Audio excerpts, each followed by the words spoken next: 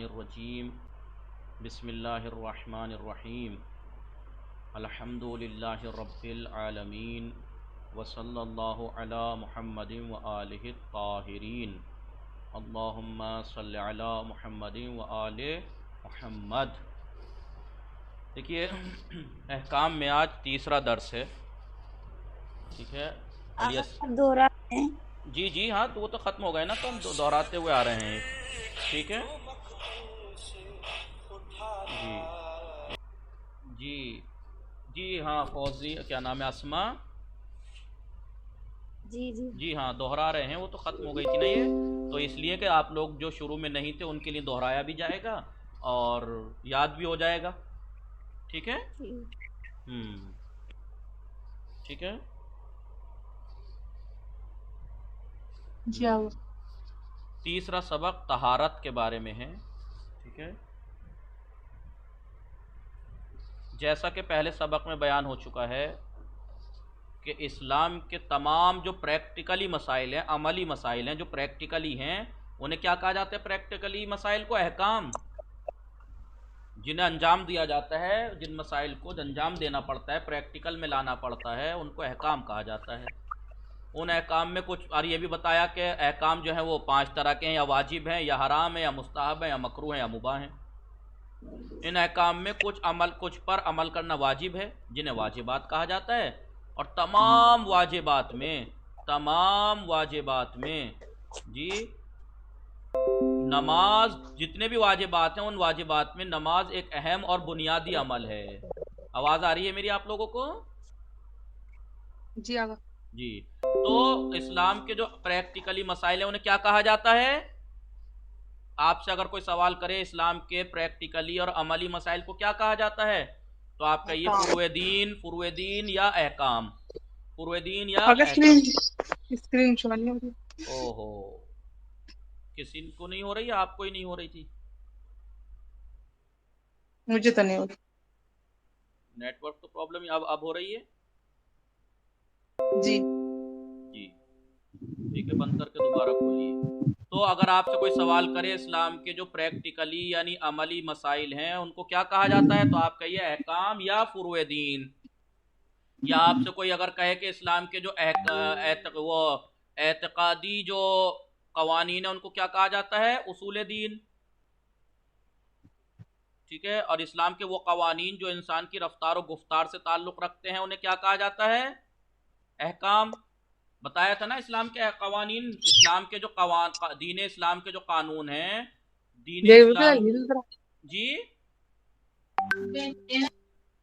دین اسلام کے جو اسما دین اسلام کے جو قوانین ہیں نا، قانون جن پر عمل کرنے سے انسان کامیاب ہوتا ہے، کامیابی تک پہنچتا ہے، یا تو وہ اعتقاد سے تعلق رکھتے ہیں،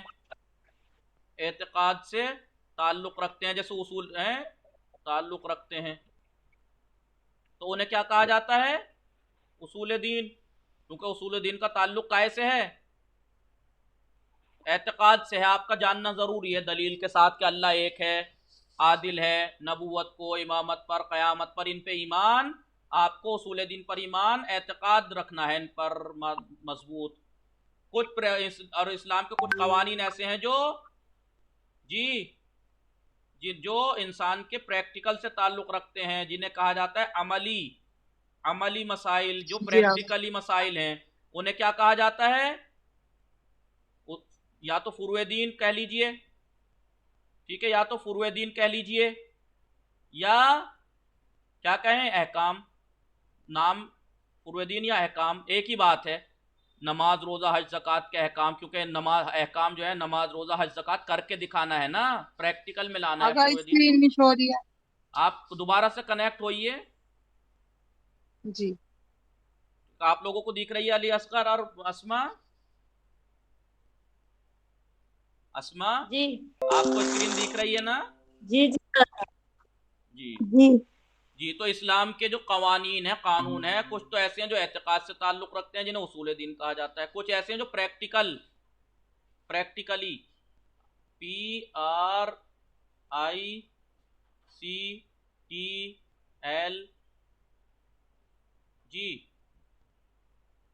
پریکٹیکل سے تعلق رکھتے ہیں، T PRIC PL TEL practical. अब दिख रही है स्क्रीन नियाज बानो? नहीं, आगा जो पीछे का सिर्फ वो पता नहीं, शायद नेटवर्क प्रॉब्लम है। अभी नहीं दिख रही? नहीं, आगा जो आप लिख रहे हैं वो दिख नहीं रहा। ठीक ठीक, फिर से देखिए। नेट खत्म तो नहीं कर दिया है यूज करके? नहीं, आगा से बात यूज भी नहीं किया। अभी दिख रही है? नहीं, आगा शायद आज नहीं दिख रही। जी, प्रॉब्लम। कुछ अमली मसाइल हैं जिन्हें पूरे दिन यह काम कहा जाता है, और कुछ जो है वो इंसान की रफ्तार और गुफ्तार से ताल्लुक रखते हैं। यानी इंसान की रफ्तारो गुफ्तार, यानी रफ्तारो गुफ्तार का क्या मतलब हुआ अस्मा जी? बोलने से और चलने फिरने से। हाँ, यानी इंसान की चाल ढाल से ताल्लुक रखते हैं, कैसे किससे मिलना है और कैसे किससे पेश आना है। इंसान की रफ्तार और गुफ्तार से ताल्लुक रखते हैं, उन्हें क्या कहा जाता है? अखलाक। किससे कैसे पेश आना है, कैसे बोलना है, किसके सामने बोलना है, क्या बोलना है, ये सब इसे कहते हैं अखलाक। तो इस्लाम के जो कवानीन है उनकी 3 किस्में हैं, उसूल दीन, फुरुए दीन और अखलाक, या ये कहिए उसूल दीन, अहकाम और अखलाक। ये बताया था, स्क्रीनशॉट ले लीजिए चाहें तो। आइए, तो ये बताया था जैसा कि पहले सबक में बयान हो चुका कि इस्लाम के जो तमाम प्रैक्टिकली और अमली मसाइल हैं उनको अहकाम कहा जाता है। उन अहकाम में कुछ पर अमल करना वाजिब है, क्योंकि अहकाम की किस्में बयान कर दी थी, वाजिब, मुस्तहब, मकरूह, हराम, मुबाह वगैरह वगैरह, 5 थी। तो इनमें से कुछ वाजिब हैं जिन्हें वाजिबात कहा जाता है, और तमाम वाजिबात जितने भी हैं, नमाज है, रोज़ा है, हज है, ज़कात, खुम, जिहाद, अम्र बिल मारूफ, नही अनिल मुनकर, तवल्ला, और बहुत सी चीज़ें जितनी भी वाजिब हैं, उन वाजिबात में सबसे अहम कौन सी चीज़ है? नमाज। नमाज से मुताल्लिक मसाइल, अब नमाज से मुताल्लिक भी मसाइल की 3 किस्में हैं। नमाज से जो मुताल्लिक मसाइल हैं उसकी 3 किस्में हैं। कैसे कैसे 3 किस्में हैं? या तो नमाज के मुकद्दमात में है, यानी शुरुआत में नमाज के टाइम से, नमाज जब पढ़ने जाएं उससे पहले क्या करना है आपको, फिर नमाज पढ़ते में क्या चीज़ें वाजिब हैं, फिर कौन सी चीज़ें नमाज को बातिल कर देती हैं। 3 अहकाम हैं, समझ रहे हैं आप लोग? जी हाँ। तो नमाज से मुताल्लिक मसाइल कितने हैं? 3 हैं, या एक मुकद्दमात, वाजिबात, मुब्तलात। तो अब एक एक करके गुफ्तगू करेंगे। पहले मुकद्दमात के बारे में बताएंगे, फिर वाजिबात के बारे में, फिर नमाज को बातिल करने वाली चीज़ों की। तो मुकद्दमात क्या हैं वो बता रहे हैं। नमाज के जो मुकद्दमात हैं वो क्या हैं, किसे कहते हैं? पहली बात तो मुकद्दमात उन अफ़आल को कहा जाता है, ठीक है, उन अफ़आल को कहा जाता है जो नमाज की तैयारी के तौर पर नमाज से पहले अंजाम दिए जाते हैं, जो नमाज की तैयारी के तौर पर उससे पहले अंजाम दिए जाते हैं। जैसे वज़ू है, कपड़ों का पाक साफ रखना है, नमाज की जगह है। समझ रही हैं अस्मा जी जी? तो मुकद्दमात किसे कहा जाता है? वो अफ़आल जो नमाज की तैयारी के तौर पर अंजाम देना चाहिए जिन्हें, जैसे वज़ू, सबसे नमाज से पहले क्या करते हैं? वज़ू है, कपड़ों की तहारत है, अपनी तहारत है, जगह की तहारत है, गस्बी ना हो और यूं ना हो, बर्तन यूं हो, वो ये सब मुकद्दमात कहलाते हैं, यानी जिन्हें मुकद्दमतन अंजाम दिया जाता है नमाज की आमादगी के लिए। दूसरी जो है वो वाजिबात हैं। वाजिबात वो अफ़आल जो नमाज का जुज़ हैं, वो अफ़आल जो नमाज का जुज़ हैं, ठीक है, नमाज का हिस्सा हैं। जैसे जैसे नियत है, तकबीरतुल इहराम है, क़याम है, क़िराअत है, ज़िक्र है, यही वो अफ़आल जो नमाज का हिस्सा हैं, खुद नमाज का जुज़ हैं और खुद नमाज का हिस्सा हैं, जैसे तकबीरतुल इहराम से लेकर सलाम तक जितनी भी चीज़ें वाजिब हैं। तीसरा अहकाम जो उसके बारे में बयान करेंगे वो किस बारे में है? वो हैं मुब्तलात के बारे में, बातिल करने वाली चीज़ें, वो अफ़आल जिनको अंजाम देने से नमाज बातिल हो जाती है। अब ये नमाज से मुताल्लिक 3 तरह के अहकाम हैं, इन तीनों के बारे में एक एक करके गुफ्तगू करेंगे। सबसे पहले कहा है कि मुकद्दमात नमाज, नमाज से पहले जिन चीज़ों पर अमल करना वाजिब है। एक नमाजी को नमाज से पहले जिन बातों की तरफ ध्यान देना होता है उनमें से एक तहारत भी है। भाई, नमाज से पहले जिन चीज़ों का अंजाम देता है नमाजी, उनमें से एक क्या है? तहारत। लिहाजा नमाज पढ़ने वाले के लिए पहले अपने बदन, तहारत भी किस किस चीज़ की? खाली जगह की नहीं, बदन की तहारत, लिबास की तहारत, निजासत से पाक करना ज़रूरी है। بدن، لباس، یہاں تک کہ پھر بعد میں پڑھیں گے نماز کی پڑھنے کی جگہ وغیرہ بھی. لہٰذا وہ نجاسات کو، اب ظاہر سی بات ہے کہ اب ہمیں نجاست سے پاک ہونا چاہیے نماز سے پہلے، نماز کے لیے. تو اب لہٰذا وہ نجاسات کو پہچاننے اور پھر نجس شدہ چیزوں کو پاک کرنے کا طریقہ بھی سیکھے. بھائی اگر ہمیں پتہ ہے کہ ہمیں نماز واجب ہے اور نماز سے پہلے ہمیں طہارت کا دھیان رکھنا ہے، تو پہلے اسے نجاسات کا پتہ ہو جبھی تو طہارت کا پتہ ہوگا. اسے پتہ ہوگا یہ چیزیں نجیس ہیں جبھی تو پتہ ہوگا کہ یہ چیزیں میرے پاس ہیں یا نہیں ہیں. اگر وہ چیزوں میں سے کوئی ہے تو ہی تو جی پاک کرے گا. لہٰذا وہ نجاسات کو پہچاننے اور پھر نجس شدہ چیزوں کو پاک کرنے کا طریقہ بھی سیکھے. کیسے پاک، اب اگر پتہ ہے کہ یہ چیزیں نجیس ہیں اور ان چیزوں میں سے کوئی چیز میرے لگی ہوئی ہے تو ان کو پھر پاک کرنے کا طریقہ بھی آنا چاہیے اسے. اس سلسلے میں آپ شریعت اسلامی کے اس کلیے کو یاد رکھیں، اس کلی قاعدے کو یاد رکھیے. شریعت کا ایک قاعدہ کلی ہے. کیا قاعدہ کلی ہے؟ 11 چیزوں کے علاوہ اس دنیا کی ہر چیز پاک ہے. اسلام نے کہہ دیا 11 چیزوں کے علاوہ ہر چیز پاک ہے، البتہ وہ چیز نجس ہو جائے گی جس سے نجاسات میں سے کوئی، ہاں 11 چیزیں نجس ہیں یا وہ چیز نجس ہو جائے گی جو ان میں سے کوئی ان 11 چیزوں میں سے کوئی لگ جائے کسی کے تو وہ چیز بھی، مثلا پانی پاک ہے، ان نجس چیزوں میں سے کوئی ایک چیز مثلا پانی میں لگ جائے تو پانی بھی نجس ہو جائے گا. لہذا قاعدہ کلی کیا ہے؟ 11 چیزوں کے علاوہ اس دنیا کی ہر چیز پاک ہے، ہر چیز پاک ہے، پاک ہے. البتہ وہ چیز نجس ہو جائے گی جس سے نجاست میں سے کوئی چیز نجاست مل جائے. کون کون سی چیزیں نجس ہیں؟ یہ 11 چیزیں گنائی ہیں. دیکھیے سب سے پہلے پیشاب، پخانہ. کس کس کا؟ انسان کا بھی نجس ہے اور چوہے کا بھی. بلی جیسے خون جہندہ رکھنے والے حرام گوشت جانور کا پیشاب اور پخانہ نجس ہے. انسان کا اور ہر اس جانور کا کہ جس کا خون جہندہ ہے. خون جہندہ جانتے ہیں آپ؟ جی آگے اچھل کر نکلنے والا جی، خون. جنہیں اگر چاقو پھیر دیا جائے گردن پہ تو خون اچھل کر نکلے، اسے کہتے ہیں خون جہندہ، جس کا خون پریشر کے ساتھ نکلے. تو چوہے کا بھی ایسے ہی، بلی کا بھی. اور لیکن شرط یہ ہے کہ خون جہندہ تو ہو، ساتھ میں وہ حرام گوشت جانور بھی ہوں. مثلا انسان حرام گوشت ہے، چوہا حرام گوشت ہے، بلی حرام گوشت ہے، پلس جی پلس کیا بتائیے؟ جی آگا 2 چیزیں ہونی چاہیے. پہلے حرام گوشت پلس خون جہندہ رکھ. خون جہندہ. ٹھیک ہے، یہ 2 چیزیں شرط ہیں. پیشاب پخانہ جس کا نجس ہوگا اس کے لیے 2 شرطیں ہیں، ایک تو حرام گوشت ہو، دوسرے خون جہندہ رکھتا ہو. مثلا ایسا دیکھا آپ نے کوئی جانور ہے حرام گوشت تو ہے لیکن خون جہندہ نہیں ہے تو اس کا پیشاب پخانہ نجس نہیں ہے. جیسے چھپکلی ہے، حرام گوشت ہے یا نہیں؟ ہے. جی، لیکن خون جہندہ نہیں ہے تو کیا اس کا پیشاب پخانہ نجس ہے؟ نہیں. یا مثلا اور بہت سے جانور ہو سکتے ہیں جو حرام گوشت تو ہیں لیکن خون جہندہ نہیں ہے.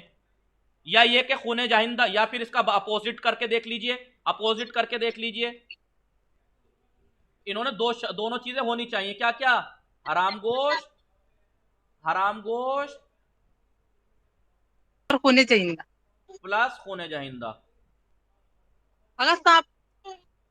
جی تو کیا ہوگا؟ وہ پلس، جیسے انسان ہے خون جہندہ بھی ہے اور وہ بلی ہے، ٹھیک ہے، جی بلی ہے. اور ایسے جانور جو حرام گوشت بھی ہیں اور اچھل کر بھی نکلتے ہیں. لیکن ایک جانور ایسا ہے حرام گوشت تو ہے مگر خون جہندہ نہیں ہے تو اس کا مثلا چھپکلی وغیرہ ہے، ٹھیک ہے، اس کا نجس نہیں ہوگا. ان کا فضلہ پاک. ہاں ٹھیک ہے. جیسے کوے وغیرہ کی بیٹ ہے، حرام گوشت ہے لیکن خون جہندہ نہیں ہے. یا اس کے برعکس حرام گوشت تو نہیں ہے، حلال گوشت ہے لیکن خون جہندہ ہے، حلال گوشت پلس خون جہندہ، تو اس کا پیشاب پخانہ نجس نہیں ہے. جیسے گائے بھینس حلال گوشت ہے لیکن خون جہندہ ہے لیکن حرام گوشت نہیں ہے، لہذا اس کا پیشاب پخانہ پاک ہے. ٹھیک ہے، تو لہذا आगा साहब ये खून जिंदा रखती है तब भी पर इसका पेशाब पखाना पाक है। किसका? भैंस गाय। हाँ हाँ, लेकिन हलाल गोश्त है ना, शर्त यह है कि हराम गोश्त हो। जो जानवर हराम गोश्त हो प्लस खून जाहिंदा रखते हो उनका पेशाब पखाना नजीस है। और अगर एक भी शर्त नहीं पाई जा रही तो पाक है। मसलन हराम गोश्त तो है लेकिन खून जाहिंदा नहीं है तो पाक है, जैसे छपकली हला, ठीक है, जी। नजीस। ये पाक, ये पाक। तो हराम गोश्त है लेकिन खून जाहिंदा नहीं है, जैसे छपकली, तो पाक है। हलाल गोश्त खून जाहिंदा है मगर हराम गोश्त नहीं है, हलाल गोश्त है, जैसे भैंस, तो पाक है। ठीक है, तो उन्होंने यही कहा कि पेशाब पखाना नजीस है इंसान का और चूहे बिल्ली जैसे और जितने खून जाहिंदा रखने वाले हराम गोश्त जानवरों का पेशाब पखाना नजीस है। तीसरे, मनी, मुर्दार और खून। मनी, मुर्दार और खून, ये तीनों चीजें नजीस हैं। किस किस की? इंसान की और खून जाहिंदा रखने वाले भेड़ बकरी जैसे जानवरों की। मनी, मुर्दार और खून नजीस है। अब इसमें हलाल और हराम गोश्त की शर्त नहीं है। हलाल हो गोश्त चाहे हराम हो, हलाल हो जैसे खुद भेड़ बकरी है, हराम हो जैसे इंसान। गोश्त हलाल हो या हराम हो फर्क नहीं करता, लेकिन खून जाहिंदा होना चाहिए। तो इनकी मनी भी नजीस है, मुर्दार भी नजीस है, खून भी नजीस है। ठीक है, इसमें कैदो शर्त नहीं है कि हलाल हो या हराम। हराम गोश्त की मिसाल इंसान, हलाल गोश्त की मिसाल जैसे भेड़ बकरी। तो इनका खून, क्योंकि अब बस शर्त यह है कि खून जाहिंदा रखते हो, तो इनकी पेशाब ओ मनी, मुर्दार और खून नजीस है। मनी हो तो नजीस, मुर्दार हो ये मरे हुए हो, इंसान का ही मरा पड़ा है, गुस्ल नहीं दिया गया, नजीस है, छूते गुस्ल वाजिब। भेड़ बकरी है, नहीं मुर्दार है ना, भेड़ बकरी है, मरी हुई है, भले ही उसको छूने से गुस्ल वाजिब नहीं होगा लेकिन नजीस है, पाक तो करने के पड़ेंगे कपड़े। ऐसे खून, इनका खून, मसलन एक जानवर आपने ज़बह किया हलाल गोश्त, तो जैसे उछल के खून निकलेगा वो नजीस है। सारा खून निकलने के बाद जो है वो अंदर अगर बचता है तो पाक है, नहीं तो वो नजीस है, कपड़े पाक करने पड़ेंगे। ऐसे इंसान का खून है। ठीक है, तो पेशाब पखाना, मनी, मुर्दार, खून, 5 चीजें हो गई। कुत्ता और सुअर, छठा और सातवां, कुत्ता और सुअर। कुत्ता सुअर नजीस हैं, लेकिन जमीन पर रहने वाले कुत्ते और सुअर नजीस हैं। एक आपने शायद देखा ना हो लेकिन सुना होगा, या फिर यूट्यूब पे सर्च कर लीजिएगा, दरियाई कुत्ता और सुअर। जी वो आगा। दरिया में ही रहते हैं, वो पाक हैं। जी आगा। दरिया, समंदर, दरिया में रहते हैं, वो पाक है। अब ये मत सोचना कि हम जो है कुत्ता पालते हैं उसे ले जाके दरिया में छोड़ दिया, कुछ दिन ऐसे पानी में नहला दिया तो ये भी लो जी लो दरियाई हो गया, नहीं, उनकी नस्ली अलग होती है। समझी अस्मा अली असगर? जी। नंबर 8, शराब। शराब नजीस है। इसी तरह हर वो चीज जो इंसान को मस्त कर दे, जो इंसान को होश से बेहोश कर दे, मतलब मस्त कर दे, वो नजीस है। लेकिन शर्त यह है कि वो सयाल यानी बहने वाली होनी चाहिए। अब देखिए, आपने अफीम देखी है कभी? नहीं आगा। ठीक, अफीम आप जंगलों में गई होंगी, जरूर देखी होगी। एक घास होती है, पौधा होता है, जरूर देखी होगी जिसने भी जंगल में गए हैं। तो उसे सुखा के जैसे तैसे करके बनती है वो। यूपी में हमारे इलाकों में बहुत होती है भांग वो। आगा। भांग, भांग नहीं, अफीम अलग चीज होती है, एक भांग होती है, सही सही, वो भांग है जो मैं कहना चाह रहा हूँ, वो भांग है। तो देखिए, अफीम है, भांग है, ये ऐसी चीजें हैं कि जो इंसान को मस्त कर देती हैं, नशे में ला देती हैं। उसे खाना हराम भी है लेकिन नजिस नहीं है। अगर आपके कपड़ों पे लग जाए तो कपड़े नजिस नहीं होंगे। नजिस होने के लिए शर्त क्या है कि वो बहने वाली चीज हो, जैसे शराब है या और बहने वाली कोई चीज है, ठीक है, और वो मस्त कर दे इंसान को, तो वो नजिस है। अगर बहने वाली जी। नहीं है तो नजिस नहीं है। अलबत्ता ये नजिस नहीं है का मतलब ये नहीं है कि खा लीजिए आप, नहीं, खाना हराम है लेकिन कपड़ों पे लग जाए तो नजिस नहीं है। शराब नजीस है, इसी तरह हर वो चीज जो इंसान को मस्त कर दे वो नजीस है, लेकिन शर्त यह है कि वो बहने वाली हो। नंबर 9, फुक्का। फुक्का किसे कहते हैं? जौ की शराब को, जिसे कहते हैं बार्ली वाटर।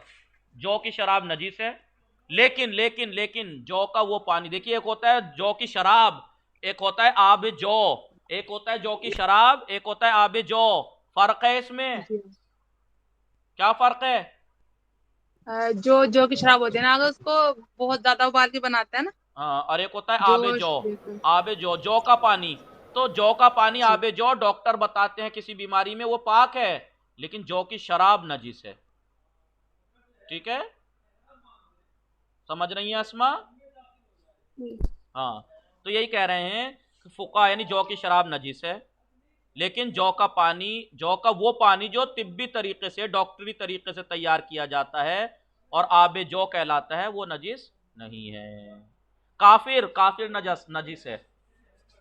काफिर आपसे अगर मस टच हो जाए, आप गीली हो या वो गीली हो, काफिर वो गीला हो या आप गीली हो, यानी उसकी तरी आप तक टच हो जाए तो नजीस है, आपको पाक करना पड़ेगा। जैसे सफर करते में भीड़ भाड़ में पसीने में होते हैं लोग, टच हो जाते हैं तो नजीस है, जब तक वो कलमा ना पढ़ ले। नंबर 11, लेकिन कलमा पढ़ने के बाद भी, जैसे अभी किसी ने भीगा हुआ है, कलमा पढ़ा, तो कलमा पढ़ के वो पाक होगा, उसका बदन और जिस्म पाक नहीं होगा, उसे तो कपड़े पाक नहीं होंगे, वो तो करने पड़ेंगे। नंबर 11, निजासत खाने वाले ऊँट का पसीना। बहुत से ऊँट ऐसे होते हैं जो गंदगी खाने लगते हैं, इंसान का पखाना वगैरह खाने लगते हैं, उनका पसीना नजीस है, ठीक है। लेकिन सिस्तानी साहब क्या कह रहे हैं, खाली ऊँट ही नहीं, बराबर एहतियात वाजिब, तमाम निजासत खाने वाले जानवरों का पसीना नजीस है। जितने भी जानवर खाने लगे लेट्रिन वगैरह, निजासत खाने लगे, उनका पेशाब पखाना नहीं, उनका जो वो है पसीना नजीस है। आइए, अब ये जो है हमने जान लिया। अस्मार, अली असगर आप क्यों नहीं बोल रहे? अली असगर जी आप क्यों नहीं बोल रहे? अरीजा आप कब आई? अभी थोड़ी देर पहले। हाँ, 10 मिनट लेट हो गए थे बस। टाइम पे आया करें। तो निजात, हम अभी ये बताया, नमाज के जो मुकद्दमात के तौर पर इंसान को अंजाम देता है, एक है तहारत, और तहारत से पाक यानी इंसान तहारत होनी चाहिए। अब तहारत तो जब होगा जब निजासत का पता हो, इसलिए बताया कि निजासात ये हैं, अगर ये हो तो ये नजीस हैं, इनसे पाक होना जरूरी है। अब ये कह रहे हैं तहारत और अब ये देखिए, एक होता है तहारत, एक होता है निजाफत। एक होता है तहारत, एक होता है निजाफत। क्या फर्क है तहारत और निजाफत में? निजाफत सफाई जी, तहारत और निजाफत। अस्मा, अरीजा, अली असगर, एक होता है तहारत, एक होता है निजाफत। एक होता है तहारत, क्या मतलब हुआ? अगर तहारत तो पाकीज़गी यानी कोई चीज तहारत यानी पाकीज़गी निजासत से पाक, ठीक है। इसका मतलब चाहे मैला ही क्यों ना हो, यानी सुने, हर नजीब, ठीक है। यानी क्या मतलब हुआ? यानी तहारत का मतलब ये हुआ निजासत से पाक हो। मैला हो सकता है, मैला हो सकता है, जी हाँ, ठीक है। हो सकता है मेरे कपड़े में बहुत दिन से पहने हुए हूँ, मैले हैं लेकिन पाक है, लेकिन हो सकता है मेरे कपड़े बहुत ज्यादा पाक हो, साफ हैं, लेकिन पाक हैं, बिल्कुल पाक कह रहा हूँ, बिल्कुल साफ हैं, लेकिन पेशाब की छींटें आ गई, तो निजाफत तो है, उनमें तहारत नहीं है। या मैले कपड़े हैं, उनमें तहारत तो है, निजाफत नहीं है, ठीक है। निजाफत मैल से सफाई, तो इसका मतलब ये हुआ कि निजासत से अगर पाक है कोई चीज, अगर कोई चीज निजासत से पाक है तो मुमकिन है वो मैली हो, लेकिन जो निजाफत है तो हो सकता है वो नजीस हो, तहारत ना हो उसमें। समझ गई अस्मा मैं क्या कहना चाह रहा हूं? हाँ, अब जैसे तहारत है, तहारत और सफाई है, उसी की तहारत और सफाई की तरह निजासत और गंदगी भी दो अलग अलग चीजें हैं। आप जैसे तहारत, एक चीज मुमकिन है ताहिर हो लेकिन नजीफ ना हो, साफ ना हो, या एक चीज साफ है लेकिन तहारत ना हो। इसी तरह निजासत और गंदगी, मुमकिन है कि मेरे कपड़े गंदे हों, मैले हों, लेकिन नजीस ना हो। मुमकिन है मेरे कपड़े पाक हैं, नजीस हैं मेरे कपड़े, लेकिन गंदगी ना हो उन पे, मुमकिन है। ये इसी तरीके से तहारत और सफाई की तरह निजासत और गंदगी भी दो अलग अलग चीजें हैं। मुमकिन है कि एक चीज साफ सुथरी हो लेकिन अहकाम इस्लाम के एतबार से पाक ना हो। मसलन मेरे कपड़े मतलब साफ हैं, साफ सुथरे हैं, लेकिन पेशाब की छींटें आ गई हैं, नजीस है। लिहाजा इस्लाम ने कौन सी चीज से सफाई का ध्यान दिया? इस्लाम ने दोनों ही को अहमियत दी है, नजाफत को भी, तहारत को भी, यानी निजासत से भी दूर रहिए, गंदगी से भी दूर रहिए। लिहाजा इंसान खुद भी पाक व साफ रहे और अपने माहौल को भी साफ सुथरा रखने की कोशिश करे। اس جگہ کچھ خاص مسائل طہارت پیش کیے جا رہے ہیں. طہارت کے کچھ مسائل یہاں پیش کیے جا رہے ہیں. آئیے ٹھیک ہے, طہارت کے کچھ مسائل پیش کیے جا رہے ہیں. نمبر 1, چلیے انشاءاللہ یہ کل پڑھیں گے, ٹائم ہو گیا آپ لوگوں کا. ٹھیک ہے, جی آغا. ہاں ٹائم ہو گیا, اس میں 30 منٹ ہو گئے ہیں, باقی انشاءاللہ کل پڑھیں گے. وصلی اللہ علی محمد و آلہ الطاہرین.